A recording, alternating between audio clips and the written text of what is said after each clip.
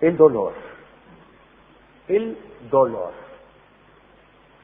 En los mitos, el dolor aparece siempre como un castigo divino o como una carga propia de los hombres, como la evidencia más notable de la imperfección del hombre. A los dioses no les duele. Cada sociedad ha utilizado distintos procedimientos para suprimir o para aliviar el dolor. Y este es el tema de nuestra charla. ¿Qué ha hecho el hombre para que no le duela? En el siglo I, muchos sabios elaboraron técnicas para evitar los dolores del parto, que son aquellos más clásicos. En general se aconsejaba distraer a las parturientas. Apolonio de Tiana recomendaba introducir en el lugar donde había de ocurrir el parto, me refiero a la pieza, ¿no?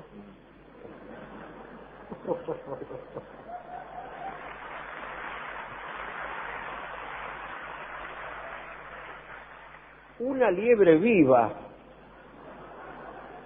para que el animal corriera y diera saltos alrededor de la mujer.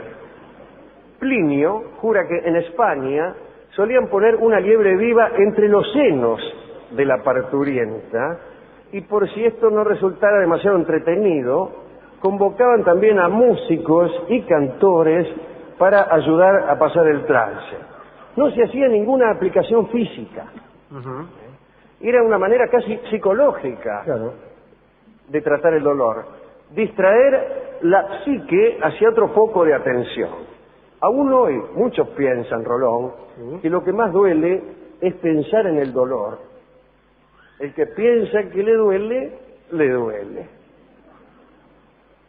En este sentido contaré lo que le sucedió al príncipe János Kuzmich, que era uno de los hombres más poderosos de Polonia. En su castillo, cercano a Cracovia, disfrutaba de todos los placeres que el dinero suele facilitar. Era un hombre muy galante y, como carecía de cualquier escrúpulo, tenía numerosas amantes a las que atendía en forma sucesiva o simultánea. Asimismo, era excelente cazador, poeta y tañedor de cítara. Su vida era muy intensa, interesante, hasta que un marido celoso dispuso que unos magos lo hechizaran. De resultas de este maleficio, el príncipe Kuzmich empezó a sentir un dolor agudísimo y permanente en un punto situado exactamente entre los omóplatos. No era un dolor extenso, pero su intensidad era tal que al príncipe le resultaba imposible registrar cualquier otra sensación que no fuera ese dolor. Los médicos de la corte no alcanzaron a explicarse el origen de aquel mal, pero los astrólogos pronto le dijeron que el dolor lo acompañaría durante toda su vida y que solamente desaparecería una vez por año, el día de San Juan. Desde entonces el príncipe vivió en perpetuo sufrimiento. Sin embargo, cada 24 de junio, libre de su tormento, se entregaba a unas actividades asombrosas que incluían banquetes, cacerías, cantos y cabalgatas de toda índole. Al amanecer del 25 de junio se presentaba nuevamente el dolor puntual y el príncipe solo tenía tiempo para quejarse. Al cabo de algunos años advirtió Kuzmich que los placeres del día de San Juan estaban contaminados por la certeza de su carácter efímero y que no podía gozar de ellos. Estaba en un banquete, estaba en un baile y pensaba, ay, no puedo ser del todo dichoso porque mañana se termina esta dicha. Y me va a doler, ay, cómo me va a doler, decía. Desde entonces su día de alivio lo empleaba en sufrir por el dolor del día siguiente. No realizó más farras, ni bailongos, ni banquetes. Los astrólogos, al ver esta situación, trataron de ayudarlo y después de arduos procedimientos mágicos, le consiguieron nuevos días de gracia. Príncipe, tenemos más días para que usted disfrute. Era, por ejemplo, el Día de Todos los Santos, el Día de Navidad, la Pascua de Resurrección y el 17 de octubre.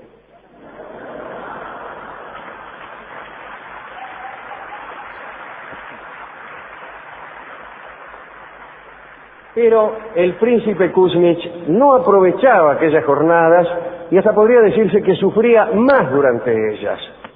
Pasaron los años, los magos siguieron trabajando y redujeron los días de tormento y aumentaron los de gracia.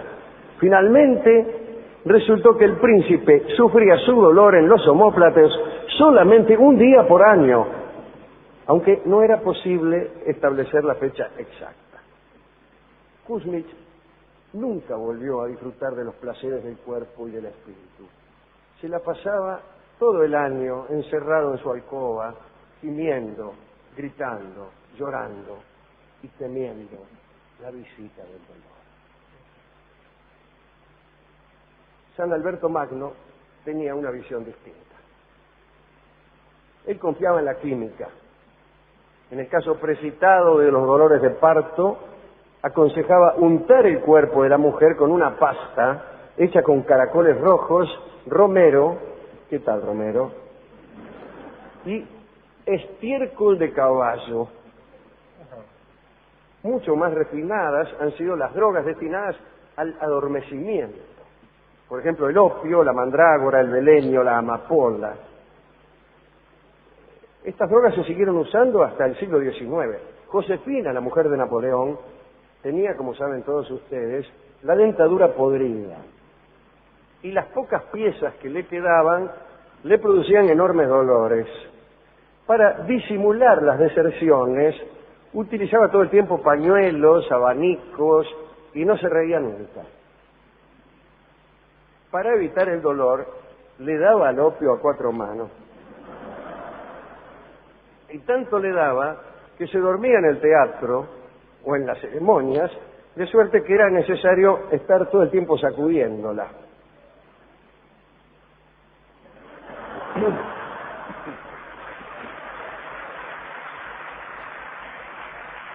Hablando del opio, hay que decir que el general San Martín estaba obligado a tomarlo a causa de sus dolores y sus enemigos aprovecharon esa circunstancia para acusarlo de opiómano. El alcohol también ayudaba a evitar los padecimientos. Muchos cirujanos lo utilizaban en sus intervenciones. Ahí estaba un inglés, Ashley Paston Cooper, que recomendaba a los pacientes que se presentaran a la mesa de operaciones en curda. Dice, venga mañana en ayunas y en curda.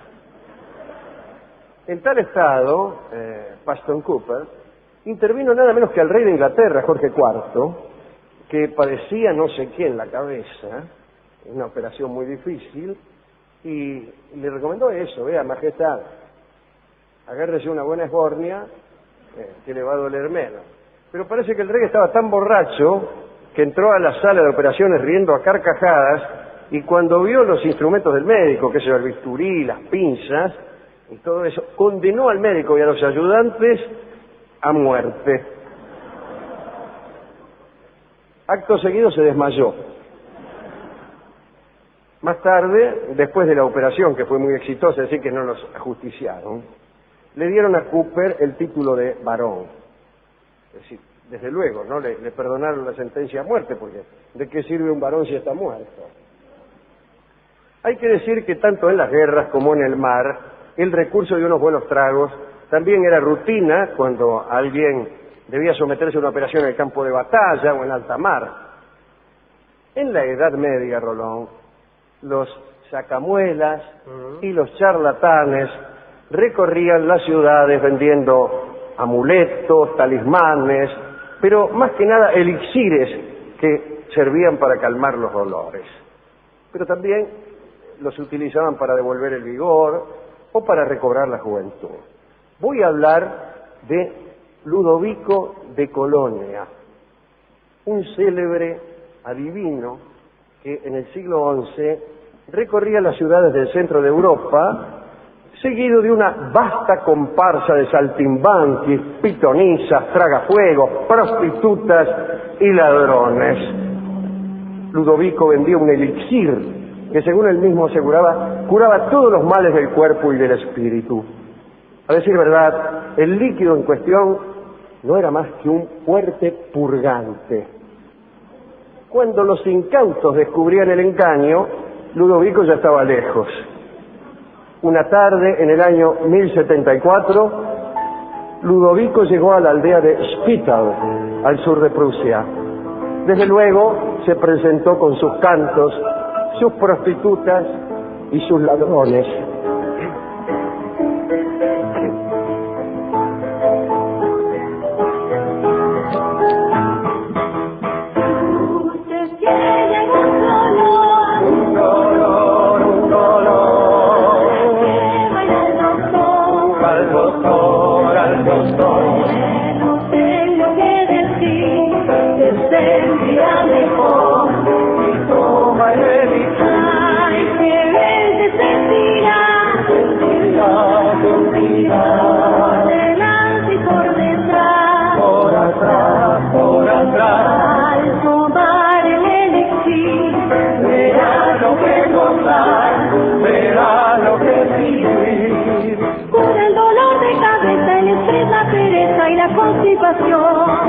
Previene el mal también, la casa, el fluido y la aplicación. El reumatismo mordice y donde le dice le calma el dolor.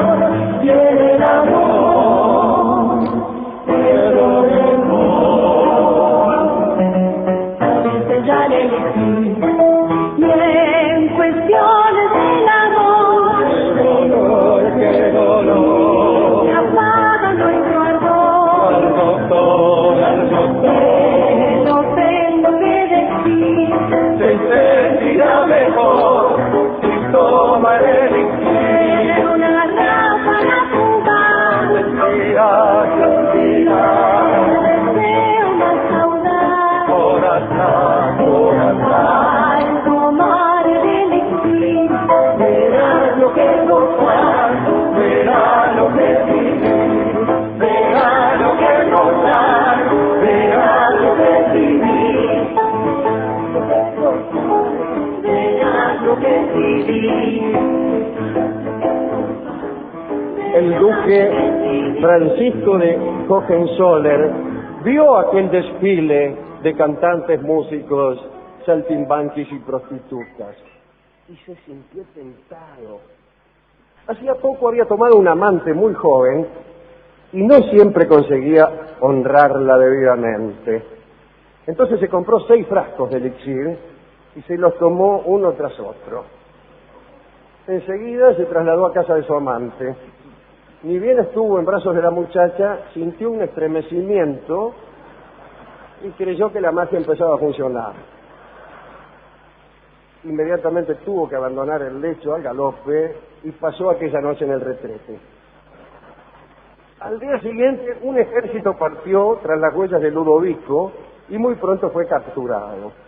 El duque lo obligó a tomarse todos los frascos de elixir que poseía en su presencia. Unos 120 frascos. Qué macana. Esa misma noche, Ludovico de Colonia murió, por no decir otra cosa.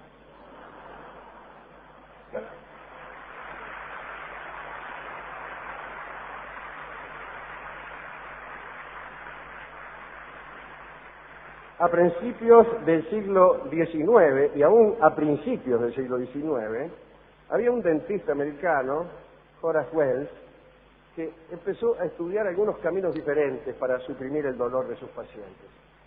Empezó a trabajar con anestésicos producidos en laboratorio y existía ya el óxido nitroso, que es un gas, bueno, en aquel tiempo ya había sido estudiado, ¿no? Se lo llamaba gas hilarante porque inducía una curiosa alteración. La gente se reía hasta el agotamiento. Por esa razón se lo usaba mucho en las fiestas, en las kermeses, en las ferias, donde siempre había unos galpones donde el público, por divertirse nomás, inhalaba aquel gas, o si no se divertía mirando lo que les pasaba a quienes lo inhalaban, ya que hacía el tipo que inhalaba ese gas hacía toda clase de tonterías, bueno, una diversión, ¿qué quiere? Bueno, un día el dentista Wells paseaba por una de esas ferias y se armó una pelea entre dos hombres que habían inhalado el gas hilarante. Uno de ellos le pegó al otro un botellazo en el marote, pero el perjudicado siguió riéndose a carcajadas, o sea que no mostraba sensación alguna de dolor. Wells comprendió enseguida el efecto anestésico de ese gas y empezó a utilizarlo en su consultorio. Primero lo hizo sobre su propia persona y se sacó una muela y no le dolió. Ya es difícil sacarse uno mismo una muela, por más que no te duela, es siempre difícil. Se presentó entonces en la facultad de Harvard para explicar el hallazgo, pero allí los dentistas eran tenidos en menos y le sabotearon la prueba. Parece que Wells llamó a un estudiante de medicina que se ofreció como voluntario, le aplicó el óxido nitroso y por mala fe el estudiante empezó a dar unos gritos que espantaron a todos los catedráticos. Está muy bien el estudiante, yo hubiera hecho lo mismo. Claro, no le dolía, pero... No le dolía, pero decía, ¡oh, cállalo! Y todo, bueno. Los catedráticos se impresionaron mucho y Wells fue expulsado y terminó consolándose de sus desventuras tomando ese gas, ese óxido nitroso todo el tiempo. Y andaba por las calles de Nueva York, hecho un zombie, riéndose de cualquier cosa. En el año 1848, en una riña callejera en Broadway, Wells le tiró ácido a unas prostitutas que estaban pegándole a un mendigo. Él quiso defenderlo y bueno, al final se lo llevaron preso. Entre rejas, desesperado, escribió 2 cartas trágicas. Una para pedirle perdón a su mujer por lo que se disponía a hacer y otra dirigida al país para exponer que la causa de todos sus males era haber logrado vencer al dolor. A continuación inhaló óxido nitroso de un frasco que traía escondido, se tendió en el calabozo y se cortó la arteria femoral para desangrarse sin padecer. Tenía 33 años. Aquí en este punto uno podría ponerse romántico y decir, bueno, ojalá alguien inventara la forma de calmar los dolores del alma. Algún enamorado incluso podría decir, sufro por amor y quisiera dejar de sufrir. Pero aquí la cuestión es distinta. Si a alguno le ocurre alguna desgracia, ¿qué quiere? ¿Que no le duela?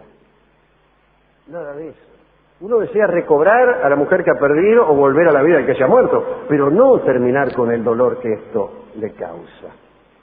Yo quiero que le duela. Tal vez vivo con un cuchillo oxidado clavado en el pecho, pero no me pierdo una. Voy a todas las farras, hago todo lo que se espera de mí en cada milonga, sigo viviendo, pero con el cuchillo ese de dolor en el pecho. Yo creo que esa es una forma noble de sufrir mal de amores o sufrir una ausencia. Seguir viviendo, seguir yendo a los bailongos, a los asados y a las pizzerías. Y aún en el momento de mayor jolgorio, mientras usted baila arriba de una mesa, una voz pequeña le dirá, ¿te duele?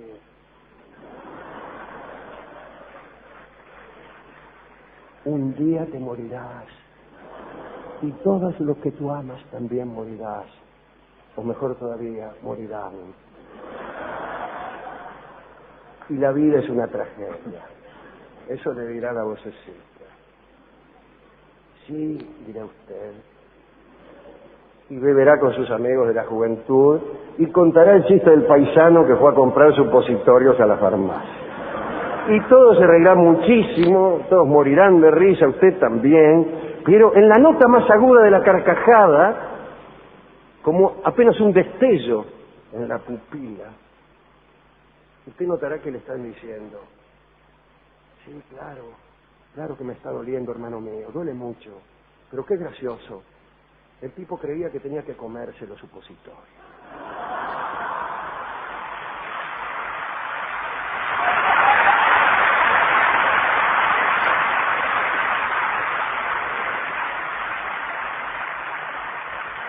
¿A quién quiere dedicar este catálogo de intentos por vencer al dolor? Y a este hombre que tuvo la trágica fortuna de conseguirlo, Alejandro, como tal cual él lo confesó, porque descubrió, como ya lo habían hecho los budistas, que el único modo de vencer al dolor es eliminando el placer, ¿sí? Y que, bueno, no sé si vale la pena pagar el precio de que uno no le duela, Es mucho pagar. al costo de no poder tener nunca más placer. Ahí ¿no? la famosa frase, me gusta, pero me duele.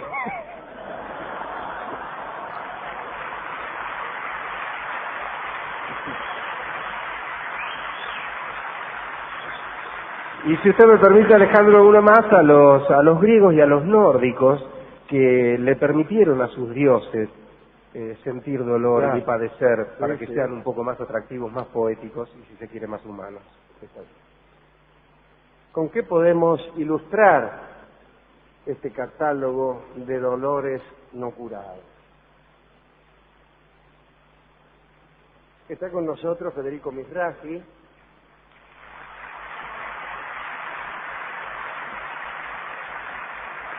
el legendario director y arreglador que me acompaña durante tantos años y cuyo talento hemos admirado tantas veces. Y hoy está con él Rosana Laurani,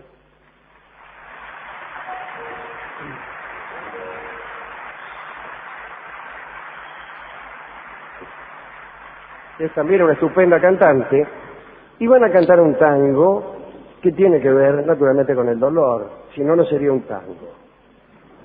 Se llama Tan solo puedo darte ausencia. Es un tango que alguna vez he escrito. Y les pido perdón. Adelante, muchachos.